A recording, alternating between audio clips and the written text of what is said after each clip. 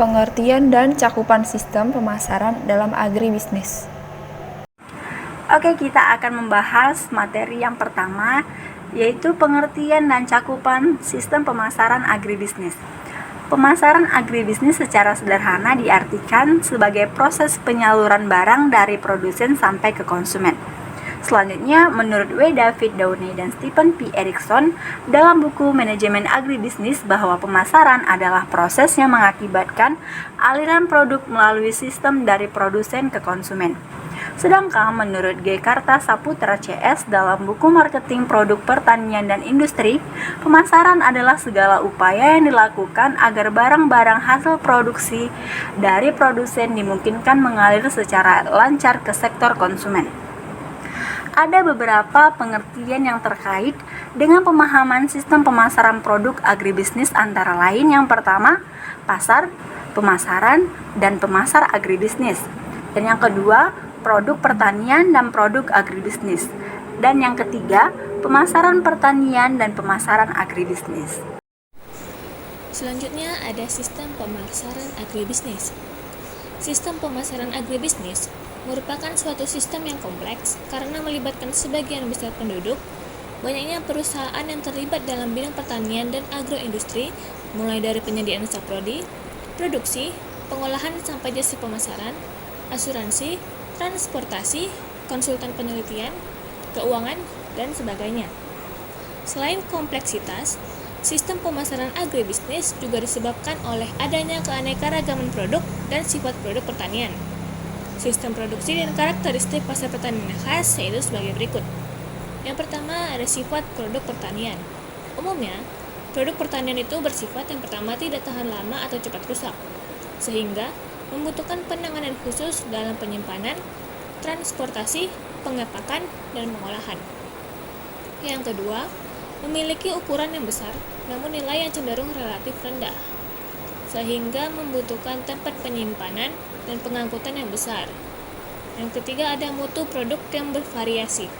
Kualitas suatu produk pertanian dapat berubah atau berbeda antar daerah, musim, atau waktu karena sangat dipengaruhi oleh kondisi tanah, perlakuan atau penanganan, bibit atau varietas, iklim, musim, cuaca, dan lain-lain. Yang kedua ada sifat produksi pertanian. Secara umum bersifat musiman, bervariasi dalam jumlah dan nilai, wilayah produksi tersebar atau terpencar, area dan volume produksi yang kecil, biaya produksi berbeda atau bervariasi antar daerah produksi.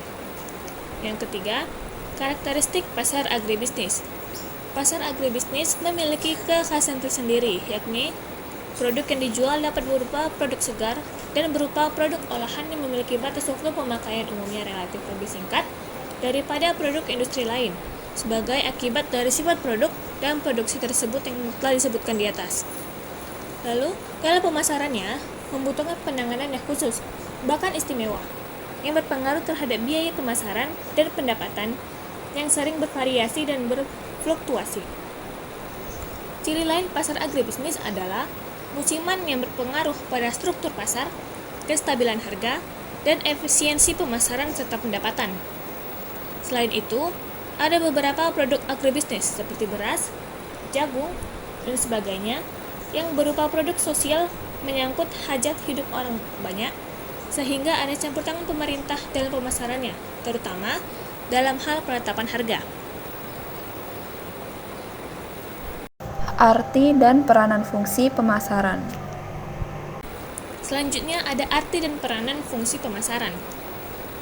Fungsi pemasaran didefinisikan sebagai rangkaian kegiatan fungsional yang dilakukan oleh lembaga-lembaga pemasaran, baik untuk proses fisik maupun jasa, yang ditunjukkan memberikan kepuasan kepada konsumen, sesuai dengan kebutuhan dan keinginannya melalui penciptaan kegunaan bentuk, waktu, tempat, dan kepemilikan terhadap suatu produk.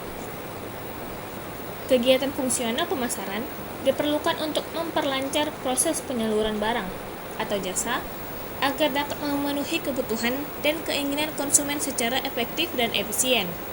Selain itu, penting untuk mengatasi hambatan waktu, jarak dan tempat, kekurangan informasi, adanya perbedaan penilaian, dan hak milik terhadap suatu produk dapat menciptakan atau menambah kegunaan waktu, tempat, bentuk, dan kepemilikan. Fungsi pemasaran dilakukan oleh lembaga pemasaran dan membentuk mata rantai pemasaran yang berpengaruh terhadap pencapaian efektivitas dan efisiensi perusahaan. Semakin banyak lembaga pemasaran yang terlibat melakukan kegiatan, dapat memperpanjang mata rantai pemasaran dan menambah kompleksitas sistem pemasaran, serta akan dapat mengurangi efisiensi pemasaran jika masing-masing lembaga yang terlibat tidak menempati posisi yang tepat untuk melakukan satu atau dua fungsi pemasaran dengan benar. Pemasaran sebagai suatu sistem dan proses yang mengalirkan produk dari produsen ke konsumen dengan fungsi atau kegiatan pemasaran dapat memperlancar pengaliran produk dari produsen ke konsumen atau sebaliknya menimbulkan masalah atau hambatan. Lembaga dan saluran pemasaran. Kali ini kita akan membahas tentang lembaga pemasaran. Yang pertama itu pengertian lembaga pemasaran produk agribisnis.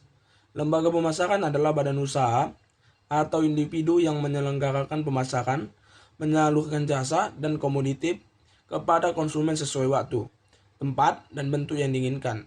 Lembaga pemasaran disebut juga lembaga penyalur, tugasnya menjalankan fungsi-fungsi pemasaran serta memenuhi keinginan konsumen semaksimal mungkin di dalam menjalankan tugasnya, mendapatkan balas jasa dari konsumen berupa margin pemasaran. Yang kedua itu klasifikasi lembaga penyalur produk agribisnis.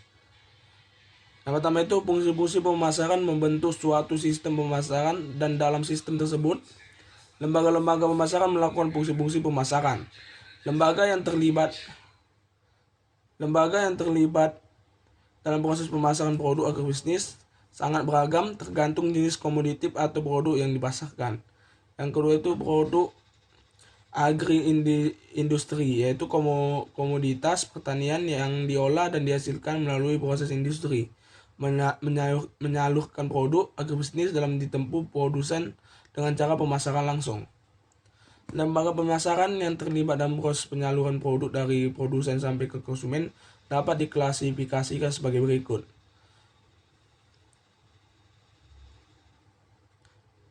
Ya, yang pertama itu golongan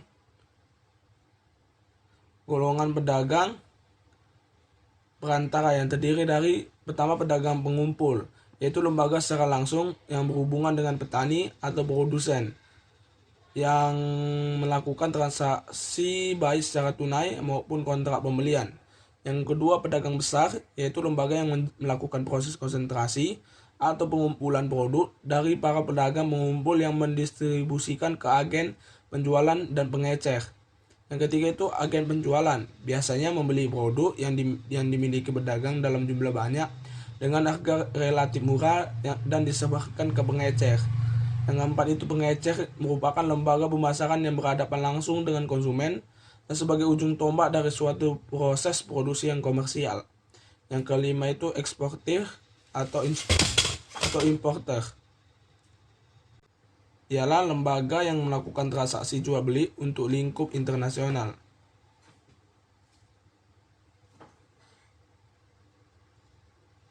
Yang kedua itu golongan fasilitator. Yang pertama itu pengangkutan, yang kedua itu pengundangan, yang ketiga itu perbankan, yang keempat itu asuransi, yang kelima itu periklanan, yang keenam itu perwakilan, yang ketujuh itu makelar, yang ke-8 itu komisioner, yang ke-9 itu konsultan pemasaran. Saluran pemasaran produk agribisnis. Pada umumnya pasar produk agribisnis dapat dibagi sebagai berikut. Yang pertama itu pasar penampung sementara. Yang kedua itu pasar pengembangan pasar lokal. Yang ketiga itu pasar pusat distribusi atau pasar induk. Yang keempat itu pasar eceran. Yang kelima itu pasar dunia atau pasar ekspor import. Mekanisme dan studi kasus. Mekanisme pasar agribisnis. Pasar merupakan salah satu bagian penentu dan memegang peranan penting dalam mekanisme pasar. Sebab dalam suatu pasar terjadi pertemuan antara permintaan dan penawaran atau pertemuan antara pembeli dan penjual melakukan transaksi jual beli dan terjadi pembentukan struktur pasar dan elastisitas harga. Posisi petani dalam pemasaran produk agribisnis itu sebagai pelaku utama pada subsistem produk primer atau produsen usaha tani menghasilkan dan menjual produk primer sebagai bahan baku bagi perusahaan agroindustri atau juga produk segar yang langsung dikonsumsi.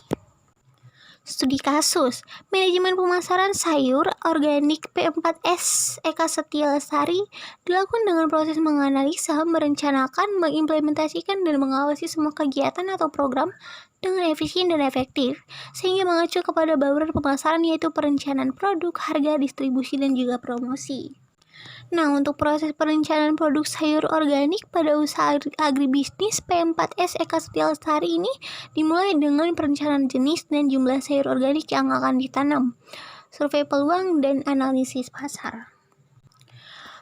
Untuk perencanaan harga, P4S Eka Setia Lestari menggunakan kebijakan harga dengan metode cost plus margin, yaitu memasang harga yang rendah pada masa permulaan kemudian dinaikkan secara bertahap. Untuk perencanaan distribusi, usaha agribisnis P4S Eka Setia Lestari ini menentukan jalan atau rute yang efektif untuk dilalui dalam mengirimkan produk agar sampai ke tangan pelanggan yang sudah pasti memesan produk sayur organik tersebut. Nah, yang terakhir itu dengan perencanaan promosi, yaitu ditentukan berdasarkan kebutuhan, perkembangan produk, dan kondisi keuangan perusahaan. Bentuk promosi yang akan dipakai adalah pameran pada beberapa instansi dunia pendidikan atau melalui orang per orang yang dikenal dengan berkecimpungan di bidang pertanian organik, khususnya sayur organik. Kesimpulan. Akhirnya kita sampai pada kesimpulan.